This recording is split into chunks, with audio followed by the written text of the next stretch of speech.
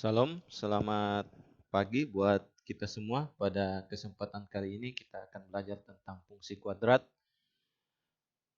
part kedua. Jadi materi ini adalah sambungan dari part pertama yang kemarin kita sudah pelajari. Oke, kompetensi dasar menjelaskan fungsi kuadrat dengan menggunakan tabel, persamaan, dan grafik. Yang kedua, menyajikan fungsi kuadrat menggunakan tabel, persamaan, dan grafik.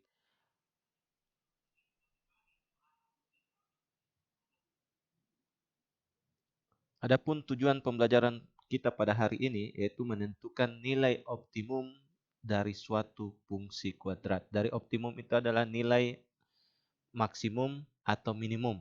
Jadi hari ini kita akan belajar tentang menentukan nilai optimum dari suatu fungsi kuadrat. Menentukan sumbu simetri dan nilai optimum. Mungkin anak-anakku sekalian pernah melihat lilin. Pasti sudah pernah melihat lilin. Lilin akan menyala kalau dia menggunakan sumbu, ya. Jadi lilin tersebut bisa menyala kalau menggunakan sumbu. Nah, hari ini kita juga akan belajar yang namanya sumbu simetri.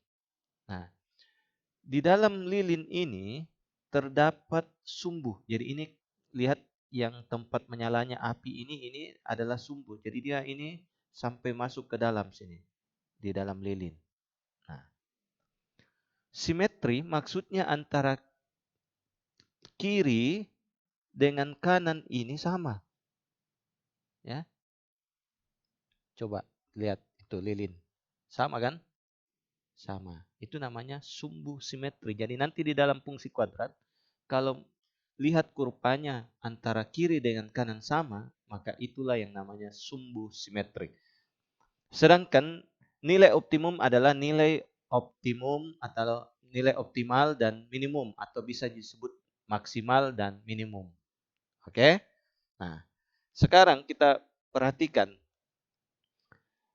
kalau nilai A-nya lebih besar dari 0, jadi kalau kalian lihat nilai A-nya lebih besar dari 0, maka otomatis gambar kurvanya nanti itu seperti ini.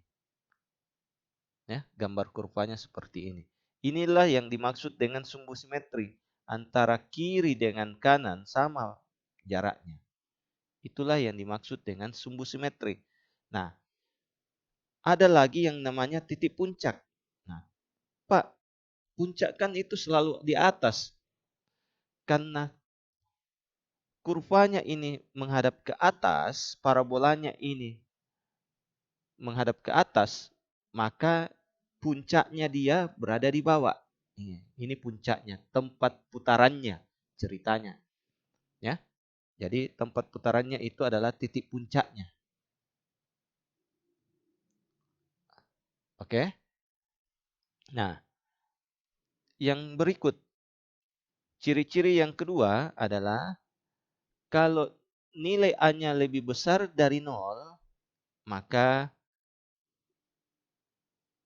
titik puncaknya berada di bawah. Nah, titik puncaknya kalau berada di bawah, maka itu adalah nilai minimum. Ingat, kalau kurvanya menghadap ke atas, itu menandakan nilai A lebih besar dari 0, dan puncaknya berada di bawah, berarti nilainya minimum, berarti di bagian bawah. Oke, dipaham ya? Oke, sebentar untuk lebih jelasnya nanti kita lihat contoh soalnya. Nah, yang berikut, kalau nilainya A lebih kecil dari 0, maka grafik kurvanya itu menghadap ke bawah. Nah, seperti ini.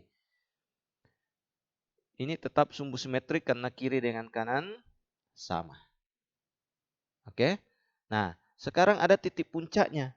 Titik puncaknya itu berada di atas. Berarti ciri-cirinya yang pertama adalah nilai A lebih kecil dari 0. Yang kedua, karena puncaknya berada di atas, tempat putarannya ini berada di atas, maka yang dicari nanti adalah nilai maksimum. Bisa dibedakan ya. Jadi, kalau kurvanya menghadap ke bawah, yakinlah nilai A-nya itu lebih kecil dari 0. Dan karena titik puncaknya berada di atas, maka yang dihitung adalah nilai maksimumnya.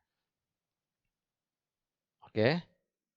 Nah, sekarang dari gambar kurva menghadap ke atas, menghadap ke bawah, kita bisa, supaya kalian tidak lupa, kita lihat seperti ini.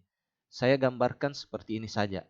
Jadi ada sebuah orang, ya, ada sebuah orang. Saya kasih mata, saya kasih hidung. Nah, kalau dia senyum, ini ya, dia senyum, maka lihat mulutnya itu berbentuk kurva menghadap ke atas. Berarti yakinlah nilai A-nya lebih besar dari 0. Maka kalau nilai A-nya lebih besar dari 0, berarti dia positif. Berarti orang ini mengeluarkan aura positif, kebaikannya gitu. Nah, sedangkan kalau dia seperti ini, nah, maka yakinlah kurvanya ini menghadap ke bawah, dia itu cemberut terus. Maka yakinlah nilai A-nya itu lebih kecil dari 0. Lebih kecil dari 0 berarti dia negatif. Selalu berpikir negatif. Ya, maka dia tidak pernah senyum. Dia mengeluarkan aura negatifnya. Nah, saya memberikan ilustrasi yang seperti itu. Ya, memberikan ilustrasi supaya kalian ingat. Oh, kalau nilai A-nya plus, maka kurvanya menghadap ke atas. Kalau dia negatif, kurvanya menghadap ke bawah. Untuk lebih jelasnya, kita lihat contoh berikut. Tentukan jenis kurva, apakah dia terbuka ke atas atau ke bawah. Yang kedua, tentukan persamaan sumbu simetrinya. Yang ketiga, tentukan nilai maksimum atau minimumnya. Ya, nilai minimumnya. Nah, sekarang ada soal fx, x pangkat 2 dikurang 2. Nah, terlebih dahulu untuk kita tahu jenis kurvanya terbuka ke atas atau ke bawah, maka kita lihat dulu. Nilai A-nya berapa? Berapa? Salah. Nilai A-nya adalah 1. Di sini. Bukan 3, bukan 2 ya, tapi 1. Nah, sekarang nilai B-nya berapa? Salah. Nilai 0. Nilai C-nya berapa? Ya, salah. Minus 2. Jadi di sini dilihat ya. Minus 2. Jadi diambil ini. Diambil keseluruhannya. Nah, tadi dikatakan bahwa kalau kurvanya nilai A-nya lebih dari 0, lebih besar dari 0, maka menghadap ke atas. Nah, sekarang nilai A-nya ini lebih besar dari 0. Maka yakinlah kurvanya menghadap ke atas. Oke? Mudah toh? Mudah. Kalau kita mau belajar itu pasti mudah. Tidak ada yang sulit. Yang kedua, tentukan persamaan sumbu simetrinya. Sumbu simetri itu rumusnya adalah minus B per 2A. Nah, kita lihat tadi nilai A-nya adalah 1, nilai B-nya adalah 0, nilai C-nya adalah minus 2. Tinggal kita kasih masuk di dalam. Minus B-nya 0, ya, minus 0 per 2 kali 1. Berarti minus 0 per 2. Nah, ini hasilnya 0. Maka sumbu simetrinya adalah 0. Nah, yang berikut. Nilai maksimum atau minimum. Nah, karena grafiknya tadi menghadap ke atas, maka puncaknya itu berada di bawah. Maka yang ditanyakan adalah pasti nilai minimum. Oke, pasti nilainya minimum. Nah, sekarang Kita kasih masuk rumusnya. Fx sama dengan X pangkat 2 dikurang 2. Nah, sekarang kita ganti X itu dengan nilai minimumnya, nilai simetrinya tadi. Berarti F0 sama dengan 0 pangkat 2 dikurang 2. F0 sama dengan 0 pangkat 2. 0 dikurang 2 berarti F0-nya sama dengan minus 2. Berarti nilai minimumnya adalah minus 2 karena berada di bagian bawah. Nah, itulah tadi contoh soal, ada 3 nomor yang saya berikan. Kira-kira semoga kalian bisa memahami dan dapat mengerjakan soal atau tugas-tugas yang akan diberikan.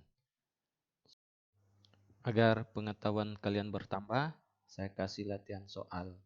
Latihan soal ada 4 nomor, silakan dikerja, diperhatikan baik-baik, dicatat baik-baik, sehingga kalian menambah pengetahuan kalian, dan jangan lupa kumpul di Google Classroom.